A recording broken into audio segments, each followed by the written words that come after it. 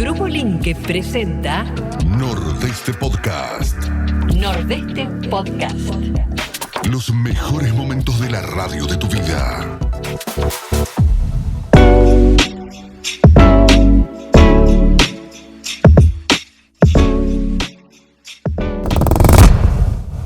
Vamos a meternos en una historia que parece, mira, te juro, salida de un cuento.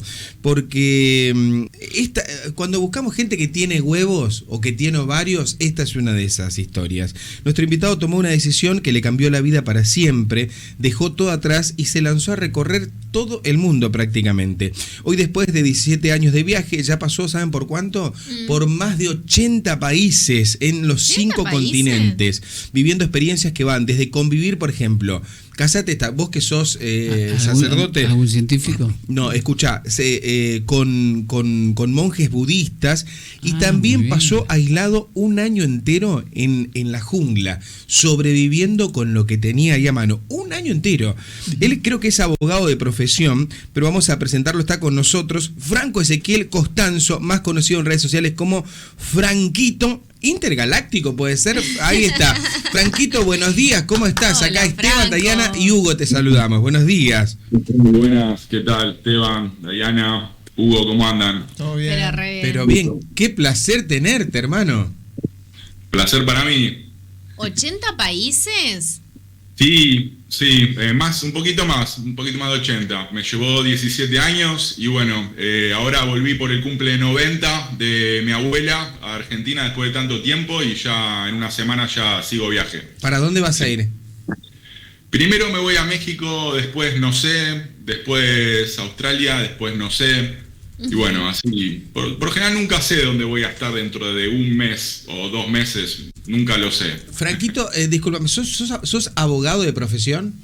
Sí, me recibí de abogado en la UBA en el 2008, me fascinaba, me encantaba, daba clases de penal, de criminología, me encantaban los derechos humanos y bueno, después la vida me empezó a llevar por otros lugares, ¿no? Pero ¿cómo? A ver, es una persona consagrada ya por el mandato social, por la sociedad, ya tenías toda una vida constituida. ¿Qué es lo que te hace clic en la cabeza como para decir, o era ya una idea que venías madurando de chiquito?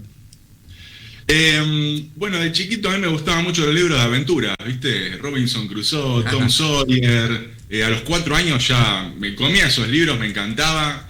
Y es como que ahí ya empecé a engendrar ese amor por la aventura, ¿no? Y no tenía mi patria potestad hasta los 17 años, entonces recién una vez que empecé con la carrera de Derecho, no sé si ahora es lo mismo, pero en la UBA antes teníamos 4 meses consecutivos de vacaciones, diciembre, enero, febrero y marzo.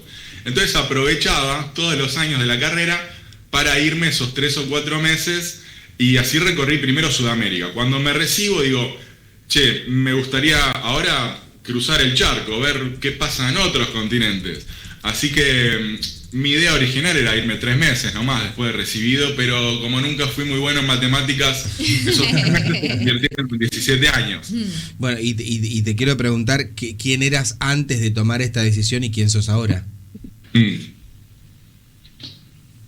Bueno, yo creo que antes era un poco más dogmático, quizás, si se quiere, un poco más convencional, estaba mucho más convencido del modo en la crianza, de lo que me inculcaron, de los valores que te inculca esta cultura, el mundo occidental, digamos. Y después cuando empecé a viajar, comencé a impregnarme de distintas culturas, de distintas idiosincrasias, ¿no? Como que viajar es un libro completo, ¿viste? Y como sentí que si me quedaba en el mismo lugar, con la misma cultura, la misma religión, la misma gente, lo mismo todo, como que me iba a estar siempre en el mismo capítulo del libro, ¿no? Que siempre se puede seguir aprendiendo del mismo capítulo, eso sin duda.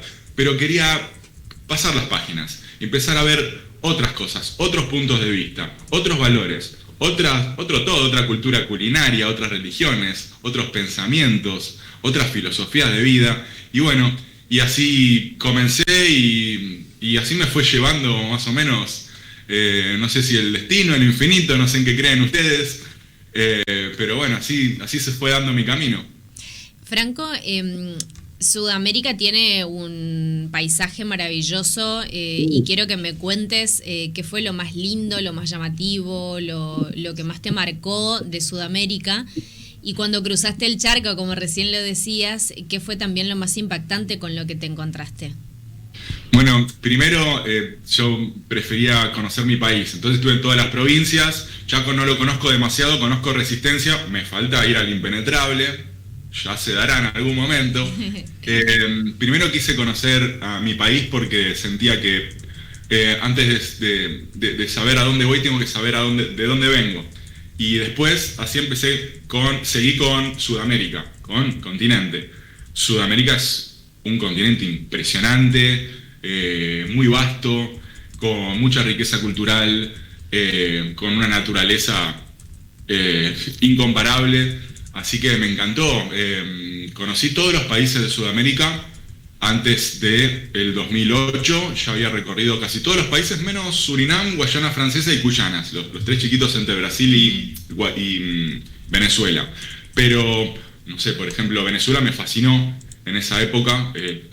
Época de Chávez, ¿no? 2004, 2005, me fascinó la gente, me fascinó la naturaleza, Colombia también, bueno, Argentina ni hablar, Argentina es un mundo en un país, ¿no? Porque tenés todos los distintos tipos de geografías y climas y es increíble nuestro país, sigue siendo para mí uno de los favoritos, de norte a sur, es increíble. Recién nos decías que el destino, bueno, iba un poco marcando lo que vos hacías y demás, nos preguntabas en qué creíamos nosotros, si en Dios, en Buda, en el universo. ¿En qué crees vos? Bueno, más que creer, yo siento y he confirmado también a través de ceremonias con plantas sagradas y con meditaciones muy profundas también. No es solamente una creencia lo mío, sino que ya lo he confirmado con experiencia propia. Hay definitivamente una energía superior, una inteligencia superior.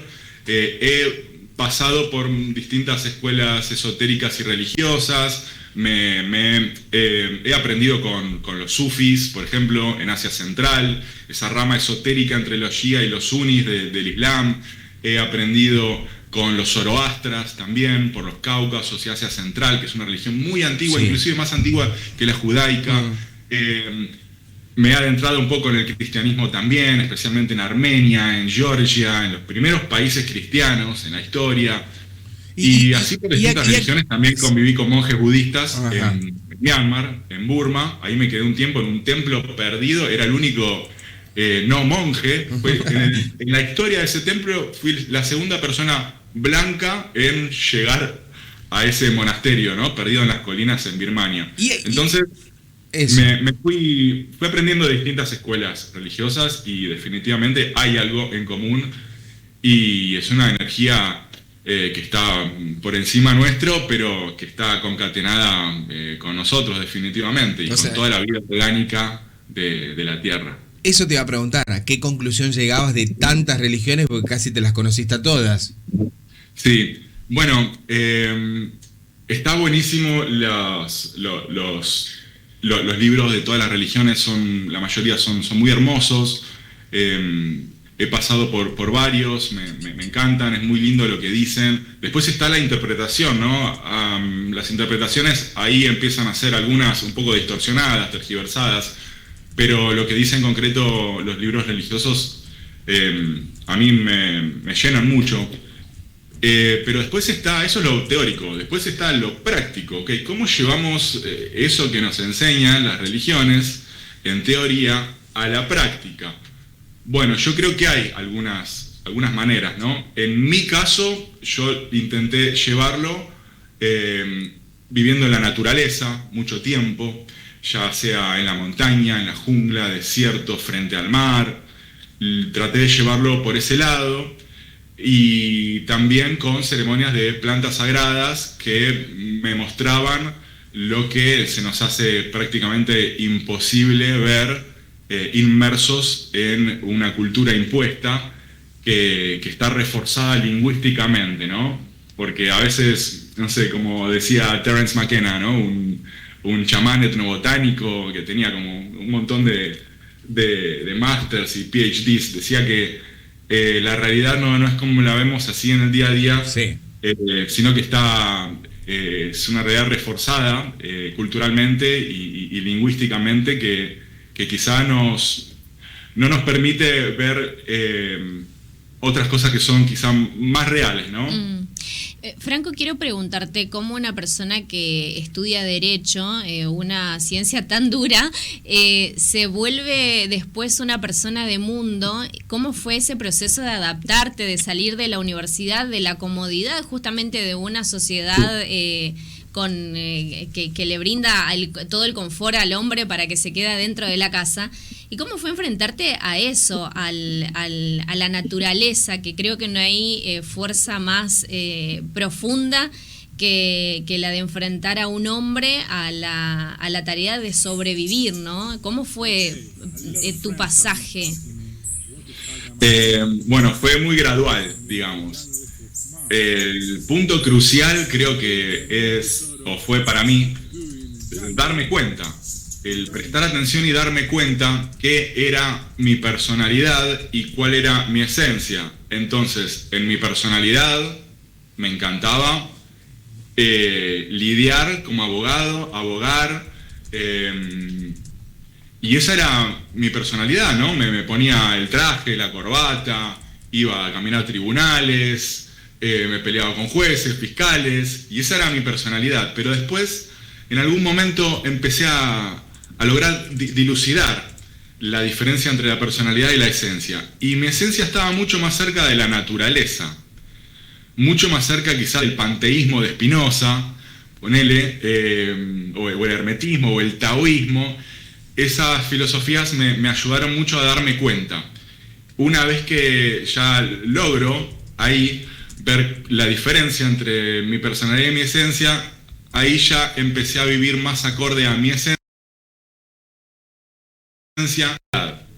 Entonces ahí ya es cuando me largué, me fui a la naturaleza, y de los últimos 17 años creo que solamente 2 los viví en ciudades, ¿no? Lo demás estuve casi siempre rodeado de naturaleza, que es lo que más me enriquece, ya sea espiritualmente, emocionalmente.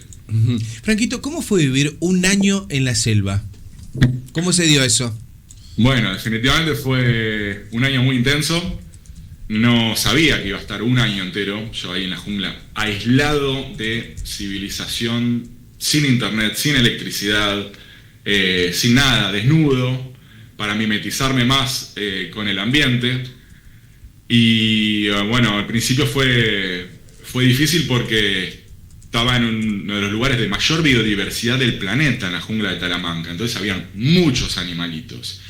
Y al principio no me aceptaban, porque no soy parte. Yo era un invasor ahí. Trato de no modificar prácticamente nada de mi entorno, de respetar muchísimo todo, pero seguía siendo un invasor. Yo no soy parte de ese ecosistema. Entonces al principio fueron un par de meses hasta que los animales y la jungla me empezó a aceptar de a poco.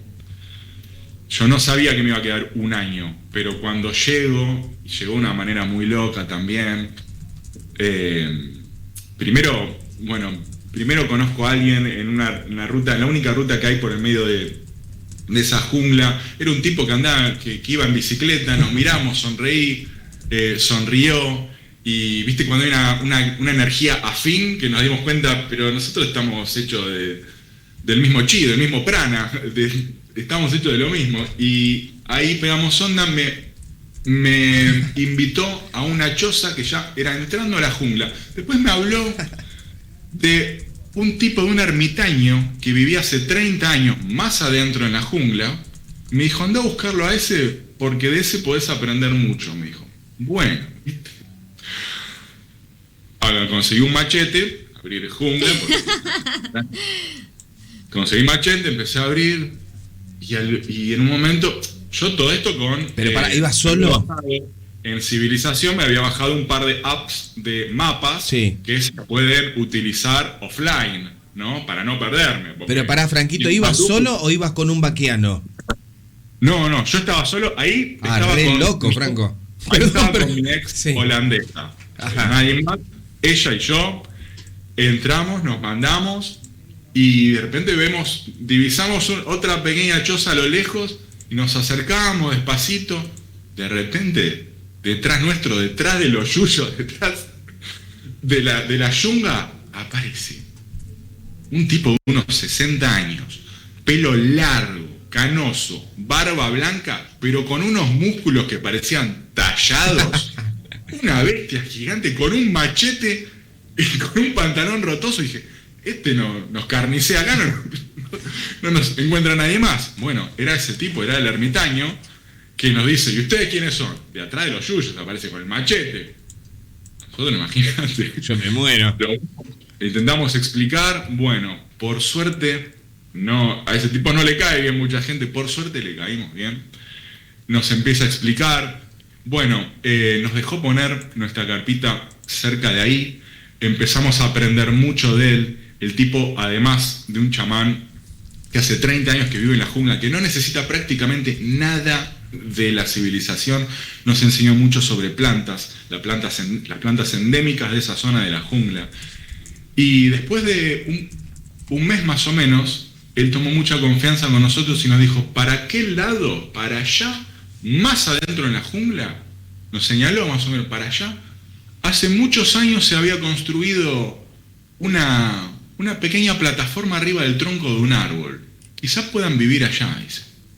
Bueno, agarramos machete, pasamos jungla adentro y la encontramos. Después de varias horas encontramos ese lugar. Cuando llegamos así había una plataforma. Ahí, una vuelta tuve que bajar al pueblo para conseguir herramientas, para reformarla, ¿no? Y ahí la reformamos y nos quedamos viviendo un año en total, ella y yo, como Adán y Eva. Pero pará, ¿y qué comían? O sea, ¿ibas al pueblo a buscar para comer o cazaban? ¿Qué hacían? Al principio bajábamos al pueblo cada 2 o 3 semanas, los primeros 3, 4 meses, pero después podían pasar 3, 4 meses y ni bajaba, ¿viste? ¿Y qué comían? Comimos tanto de ahí, de las plantas endémicas, ¿qué comíamos?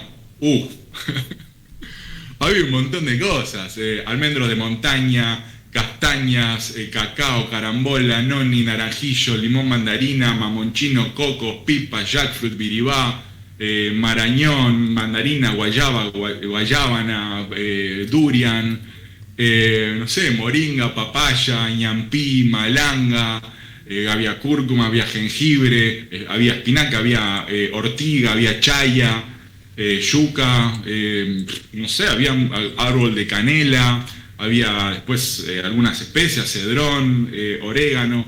¿Por qué? Porque hace muchos años hubo una tribu o alguien que fue y plantó muchísimas semillas ahí y empezaron a crecer. Y una vez que las empezamos a saber reconocer, yo conseguí unos libros sobre plantas endémicas de Talamanca y muchas plantas que habían alrededor, y ahí ya sabíamos qué comer y qué no. Habían honguitos también después de la lluvia que crecían, distintos tipos de hongo. Claro. Me acuerdo de una hija de chancho que era muy rico, y así empezamos a... ¿Y qué pasaba si se enfermaban? Si se enfermaban, ¿qué pasaba, Franquito? Mira, por suerte no nos enfermamos. Si nos enfermamos, no sé, por ejemplo, la gavilana, que es una planta de ahí, es un muy buen desparasitario. Hay otra planta que se llama hombre grande o madero negro, que está bueno como repelente. Por suerte no me enfermé, pero por ejemplo, una vuelta estaba haciendo un pozo, porque ahí para las necesidades, obviamente, para no contaminar nada, haces un pozo más o menos profundo de, no sé, 1 metro, y eso van cambiando los pozos después de cada mes más o menos, después vas tapando, siempre respetando mucho la naturaleza y no contaminar nada, y lejos de la quebrada de donde uno se baña y bebe agua, ¿no? Pero una vuelta estaba descalzo, con una pala, con filo, y no sé dónde estaba mi mente, me clavo el palazo en el pie. Un tajo así, en el pie. Imagínate que si estamos a 4, no había absolutamente nada en 4 kilómetros radios, pura jungla. Nadie llega a ese lugar porque si no sabes el camino, por eso nunca tuvimos ninguna visita, que no sean animales. porque nadie podía llegar ahí. Nosotros llegamos abriendo camino con machete, ¿no? Y bueno, esa vuelta me hago un tajo así. Imagínate que no llego ni siquiera al llegaste, pueblo desangrás. cercano, porque muero desangrado en el camino. Tampoco había hospital en el pueblo más cercano. De ahí tendría que conseguir un aventón al hospital que quedaba a 20 kilómetros. No tenía anestesia como para coserme ni nada. Y gracias a que había aprendido un poco de plantas, ese mismo tajo que acá en un hospital me hacían por lo menos entre 7 y 10 puntos, ahí, por ejemplo, arranqué una raíz de cúrcuma, la pelé, la rayé, me la puse sobre la herida, antiséptica, antihistamínica. Después agarré un cacao, el fruto, le saco la primera capa, le rayo la segunda, se hace como una pasta, me lo pego arriba de la herida y con la cúrcuma, y ahí para el sangrado, no se me contamina, y a los 3 días, cuando la saco, vuelvo a hacer lo mismo con una nueva capa de cúrcuma, una nueva capa de cacao. A la semana, mi herida había cicatrizado mejor que si me lo hubieran pegado con la gotita. Qué impresionante. O me hubiesen puesto los puntos en el hospital. Impresionante. Entonces, Franquito, ahí, tengo la naturaleza provee todo. Tengo que entregar todo prácticamente. Tengo que entregar, Franquito, pero decime, que quiero cerrar con esto, ¿no? Porque hay mucha gente que duda de todas estas experiencias. Hay gente que dice, no, eso es todo para internet, eso es mentira, eso no es verdad. Incluso dudan de los gurús y demás. Cuéntame rápido lo de tu libro primero y después cerrame con una reflexión acerca de esto, ¿no? Que es real, que se puede cuando uno quiere y cuando está decidido, ¿no? Esas dos cosas. Estoy buscando la editorial correcta para publicar mi libro. Tiene mucha data de chamanismo, esoterismo, historia, religiones, cosas que aprendí viajando, ¿no? Porque uno no aprende de una sola cosa cuando viaja, aprende de muchas cosas. Así que tiene mucha cultura y mucha data muy interesante. Estoy tratando de ver cuál sería la editorial correcta para publicarlo y ojalá que salga pronto. Y bueno, yo creo que viajar y la jungla y la naturaleza, lo que te enseña es lo que realmente uno necesita, ¿no? Porque nos meten en la cabeza que necesitamos quizás tantas cosas. Y en realidad, al final del día, solo necesitamos la panza contenta, que es lo que más importa. La panza contenta, el corazón contento y aire para respirar, impresiones para vivir. Y nada más. Lo demás es puro cuento. Cuento que nos vienen contando hace un par de eras ya y no nos damos cuenta. Gracias, Franquito. Realmente, nos quedó remil corta la nota porque tenemos un montón de cosas para preguntarte, pero no nos da mal tiempo. Cuando andes por Chaco, tenemos la persona indicada que te puede llevar al impenetrable, olvídate. Tenemos a nuestro Romil, te puede llevar, así que te vamos a hacer el conecte ahí. Pero te queremos acá en el piso porque realmente da para hablar muchísimo con vos. Bueno, muchas gracias.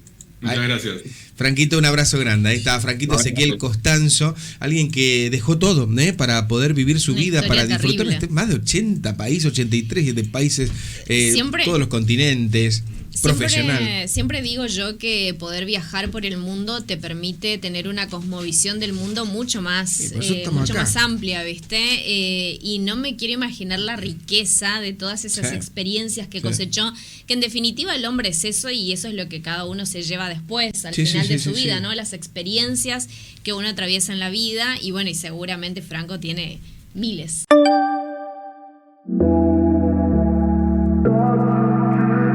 Producción de Grupo Linke. Recordá que podés escucharnos en 95.7 y 102.7 Resistencia. 102.7 Corrientes. A través de la web www.radionordeste.com.ar. En todas las redes, Nordeste Play OK. Podés vernos las 24 horas vía streaming en www.9link.com.ar. Gracias por escucharnos.